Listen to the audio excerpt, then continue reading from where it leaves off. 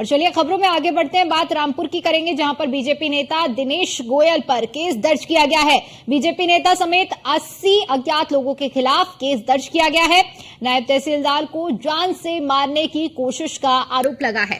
आपको बताते चलें कि दिनेश गोयल पर लोगों को उकसाने और हमला कराने का आरोप है। तो ये बड़ी जानकारी रामपुर से हम आपके साथ साझा कर रहे हैं, जहां पर भारतीय जनता पार्टी के नेता दिनेश गोयल पर केस दर्ज किया गया है। इसके अलावा सिर्फ दिनेश गोयल पर ही नहीं, 80 अज्ञात लोगों के खिलाफ भी केस दर्ज किया गया है।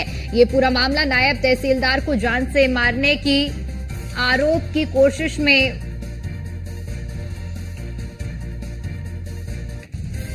दर्ज किया गया है। साथ ही आपको बताते चले कि दिनेश गोयल पर लोगों को उकसाने और हमला कराने का आरोप है। तो बड़ी जानकारी रामपुर से आपके साथ साझा कर रहे हैं, जहां पर बीजेपी नेता दिनेश गोयल पर केस दर्ज किया गया है। बीजेपी नेता समेत 80 अज्ञात लोगों के खिलाफ केस दर्ज किया गया है। दरअसल नायब तहसीलदार को जान से मारने की कोशिश की गई थी और इसी कड़ी में ये मामला दर्ज किया गया है। दिनेश गोयल पर लोगों को उकसाने और हमला कराने का आरोप है और इसी कड़ी में ये कार्रवाई की गई है।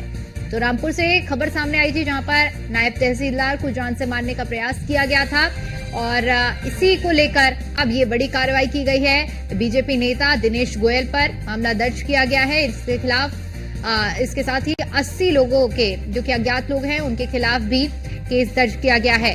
साथ ही आपको बताते चले कि दिनेश गोयल पर लोगों को उकसाने और हमला कराने का आरोप है।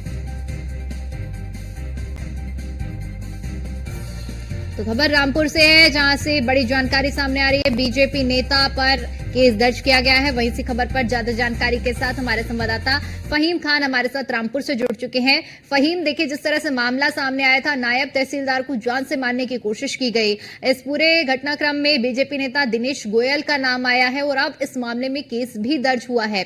किस तरह से पूरा ये घटनाक्रम चला है और अब आगे क्या कुछ कार्रवाई की जा रही है?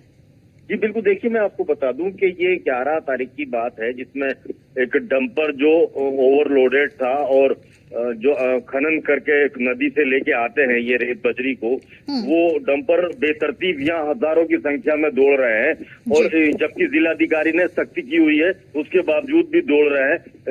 ये जो डंपर है इंसानी लोगों की जान ले रहे हैं। एक ई रिक्शा चालक को डंपर ने सामने से उड़ा दिया और उसकी टांगे कट के वहीं गिर गई।